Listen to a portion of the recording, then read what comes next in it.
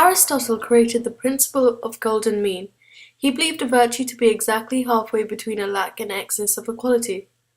For example, a very important virtue in Aristotle's time was courage. A lack of this is timidness, and an excess of this is recklessness. Here we have the courageous lion who is a golden mean, and this is the reckless bull, who is the excess of courage. And lastly, this is the timid mouse, who lacks courage.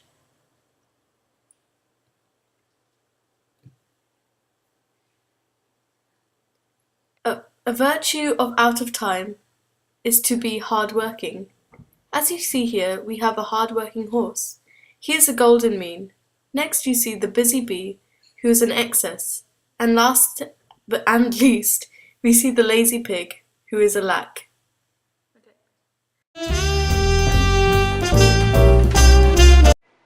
I'll be supporting virtue theory because I believe it applies to an articulate person who loves ethics and philosophy, and this is the type of person we should aim to be. I'm going to go against virtue theory because Aristotle himself was not a virtuous person. He created the theory and he was sexist, kept slaves, and had an elitist view of the world. But for his time, Aristotle was actually a virtuous person, and this is what virtue theory is it's a relativistic, naturalistic theory, so it's what is relevant for your time is how you should be virtuous.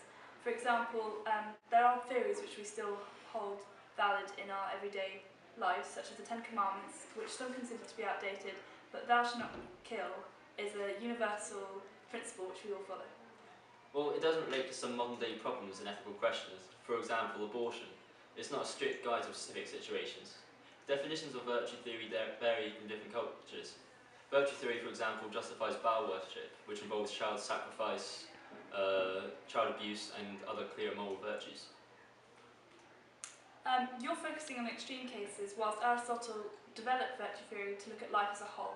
So it's non-religious, so it applies to everyone. It understands the complexities of human beings. It's a guide to eudaimonia, so it's a almost hedonistic theory, and it's seeking to be a good person to have a happy and fulfilling life. Well, the biggest issue with virtue theory is how debatable the virtues are. For example, if a person in one society, from diverse economic and geographical areas, were to draw up a list of virtues, it's unlikely that they would agree on more than just a few points.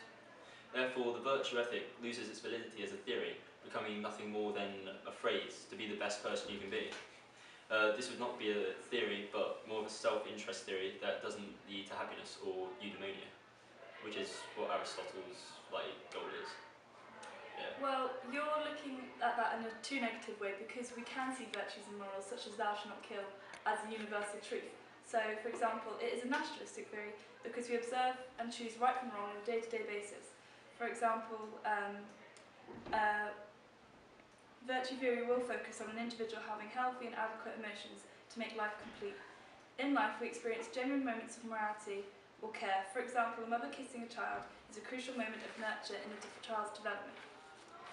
Narratives such as the writing of Socrates is also a very powerful way of explaining what virtuous is. Socrates died for what he believed in, and we see this as virtuous. Another example of this is Jesus Christ, who was also very virtuous, and he died for the principles because he stuck with them and believed in God. So that's a huge reason why people follow the religion of Christianity.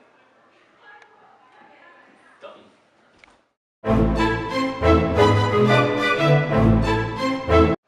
Alistair MacIntyre was born in Scotland in 1929. MacIntyre began teaching at Manchester University in 1951. Since then, he has taught in many universities and is very well known among philosophers. He came to the United States in 1969 to teach at Brandeis University. He is known especially for his work in virtue ethics. Alistair MacIntyre wrote a book called After Virtue, in which he argued that we should give serious consideration to Aristotle's theory. MacIntyre aims to develop a new Aristotelian ethical theory.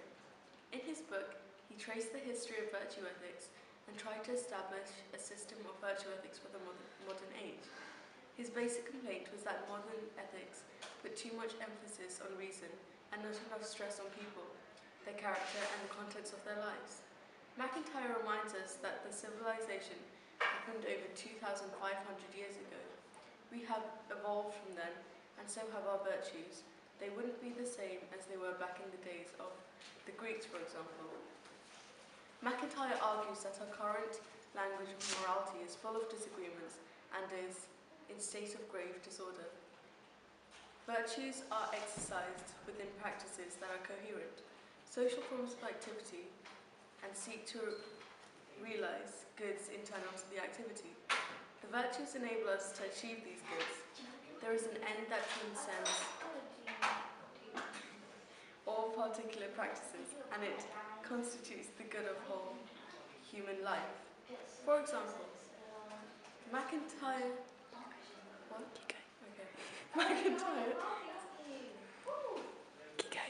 MacIntyre discusses the practice of playing chess. There are two kinds of good to be gained by playing chess. On the one hand, there are goods externally and cognitively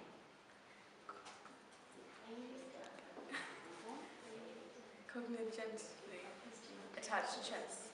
For example, playing chess, the prestige that you get while playing chess, status and money. And on the other hand, there are goods internal to the practice of chess, which cannot be had in any way but by playing chess. Those who lack the relevant experiences are incompetent as judges of internal goods. To help us understand moral thinking, Alistair MacIntyre came up with 3 questions that we could ask ourselves. 1. Who am I? 2. Who ought I to become? And 3. How ought I to get there? A quote from MacIntyre's book After Virtue. The ethical condition is not the condition of having a certain right theory, rather the ethical condition is having a certain character. Elizabeth Ann Scone believes that Kant's idea of moral reason is flawed. However, she liked the virtue ethics idea of an agent or an individual that could act in any given situation and change and develop their ideas as time passed. This relativistic aspect of virtue theory allows Aristotle's golden mean to be focused on specific virtues within a given society.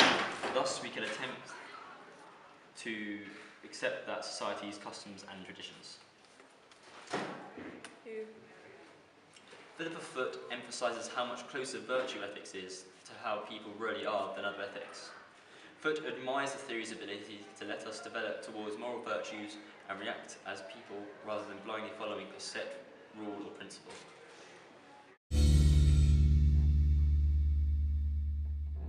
Virtue ethics was first proposed by Aristotle in the Hyphomian Ethics. The theory is agent-centred, so shouldn't be confused as a deological or consequentialist theory. The theory, however, is relativistic, non-religious and naturalistic. Aristotle proposed the theory because naturally people want a happy life. Aristotle calls this happy life eudaimonia, which includes 3 types of happiness. Happiness is pleasure, is a free member of society, and happiness as a philosopher. Aristotle highlights that the most important type of happiness is being a free member of society. This is because a well-ordered society will make the other 2 types of happiness follow.